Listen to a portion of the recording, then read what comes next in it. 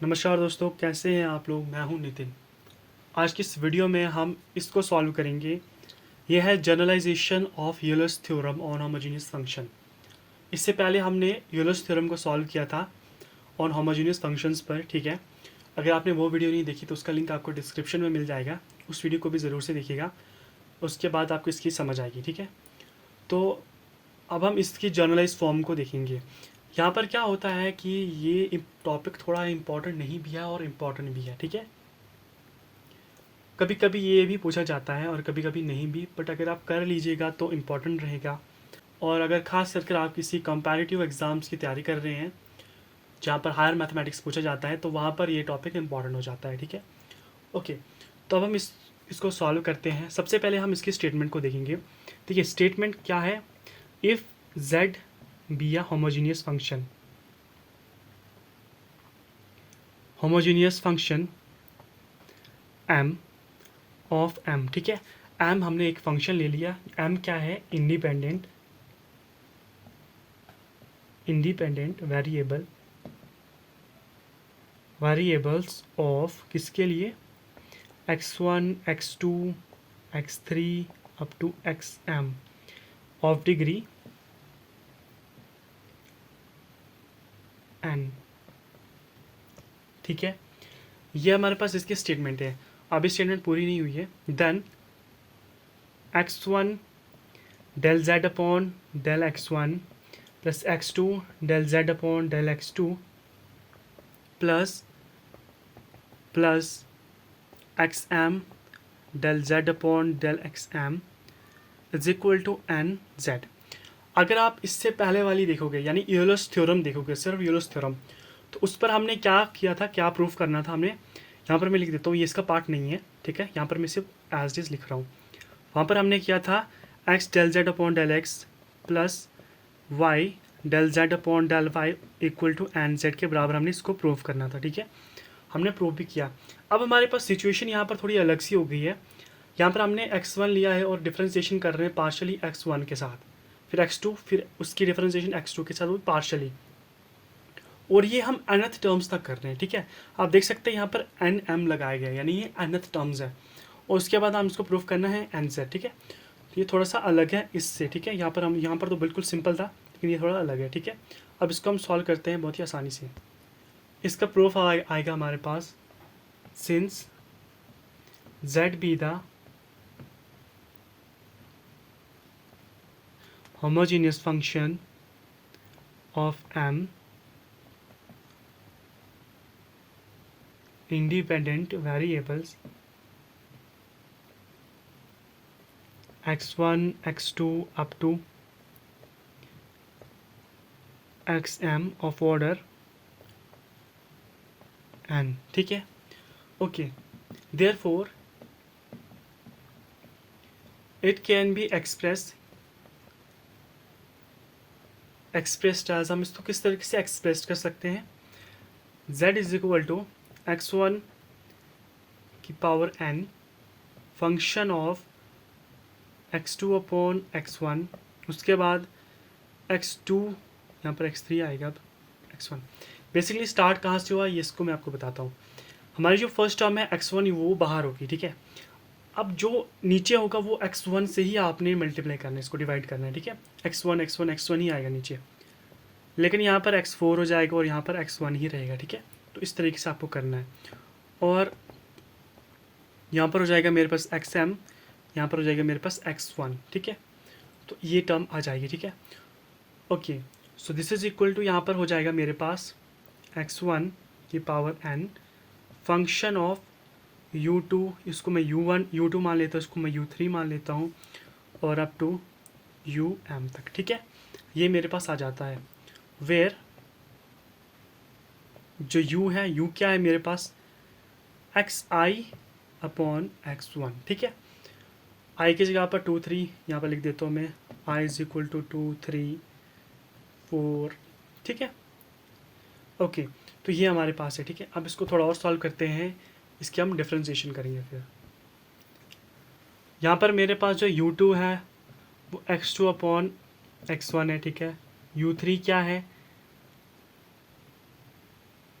This is equal to x3 upon x1 है, ठीक है।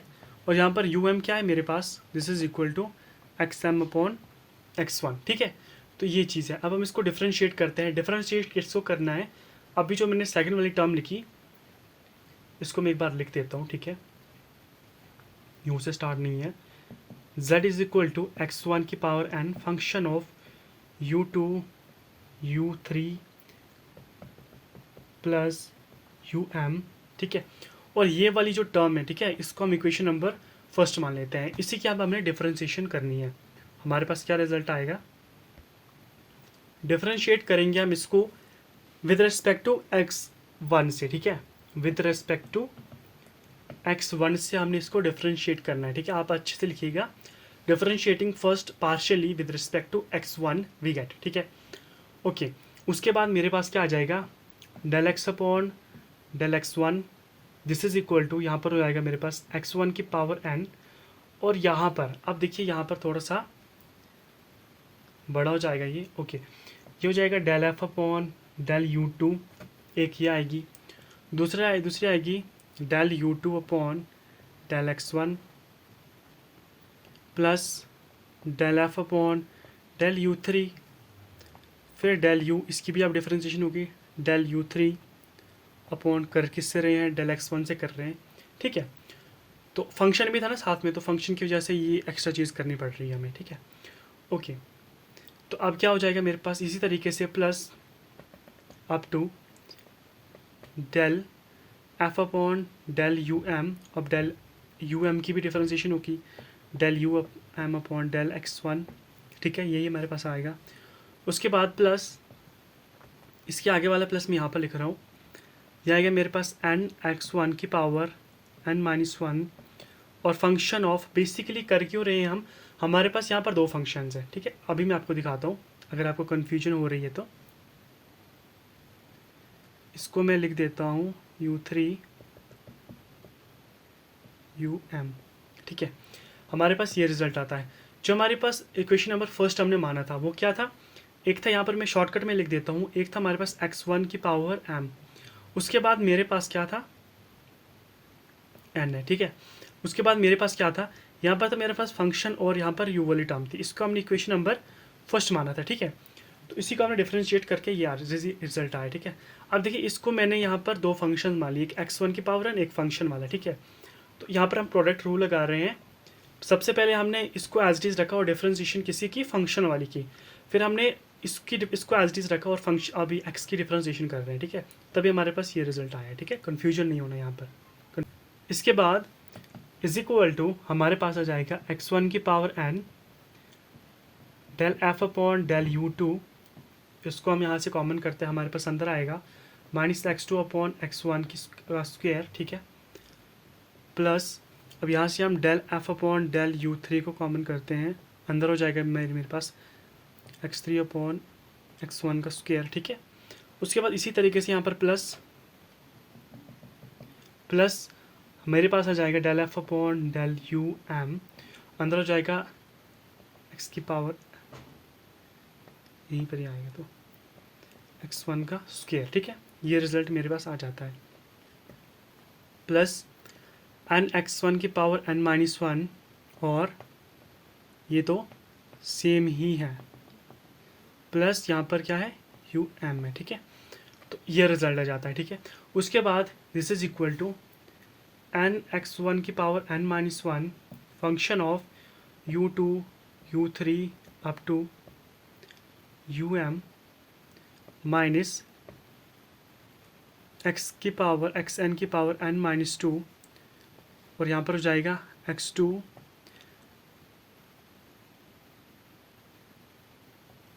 डेल ऑफ डेल u2, इसके आगे वाली टर्म मैं यहाँ पर लिख देता हूँ, plus x3 u3 plus xm del f upon del um, ठीक है।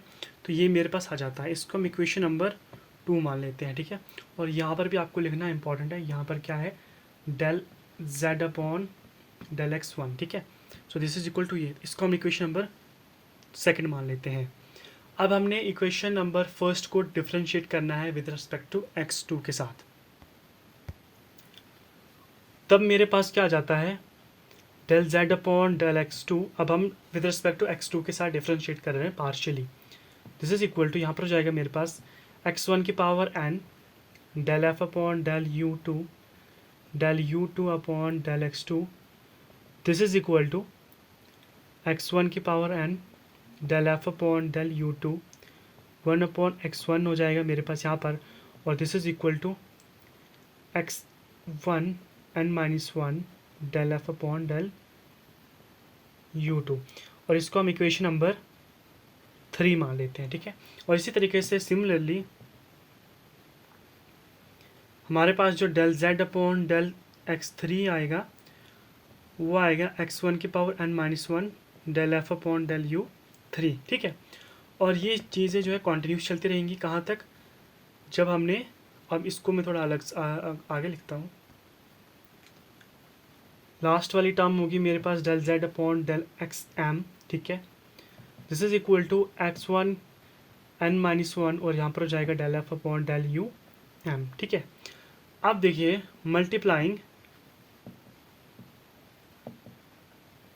इक्वेशन कौन सी, जो हमने 2 आई थी, 3 आई थी, और जो अभी मैंने यहाँ पर लिखी वो 4, इक्वेशन नंबर 4 इसको मान लेते हैं अप टू m+1। इस इक्वेशन को हम m+1 मान लेते हैं, ठीक है। ओके, तो उसके बाद यहाँ पर by x1 x2 up to xm respectively and adding we have। अच्छा, इसको देखिए आप, सबसे पहले यहाँ पर मैंने m+1 लिखा है इस इक्वेशन को। ये क्यों लिखा है, क्योंकि जब हमने डिफरेंशिएशन करने से पहले हमारी जो इक्वेशन बनी थी उसको हमने इक्वेशन नंबर फर्स्ट माना था, ठीक है। डिफरेंशिएशन करने के बाद मेरे पास इक्वेशन नंबर 2 आ गई, ठीक है। तो अगर मैं m की जगह पर 1 लिखता हूँ तो 1+1 इक्वल टू 2, यानी मेरे पास ये रिप्रेजेंट होगा दूसरी इक्वेशन का, ठीक है, जो हमने यहाँ पर लिखी है, दूसरी इक्वेशन फिर तीसरी फिर चौथी, ठीक है। तो इसलिए यहाँ पर m+1 लिखा गया है, ठीक है। ओके, जब हम इसको एडिंग करेंगे, मल्टीप्लाई करेंगे, तब हमारे पास जो लास्ट रिजल्ट होगा वो होगा x1 del z upon del x1 plus x2 del z upon del x2 plus up to plus xm del z upon del xm। This is equal to n(x1) की power n function of u2 u3, ये comma है, ठीक है, और up to um, this is equal to nz। तो इसी को हमने प्रूफ करना था, ठीक है। हमारे पास ये रिजल्ट आ जाता है। तो इस तरीके से हम थ्योरम को प्रूफ करते हैं। कैसी लगे आपको ये वीडियो, कमेंट कर ज़रूर से बता देना, और ऐसे और वीडियोस को देखने के लिए हमारे चैनल को भी सब्सक्राइब कर लेना।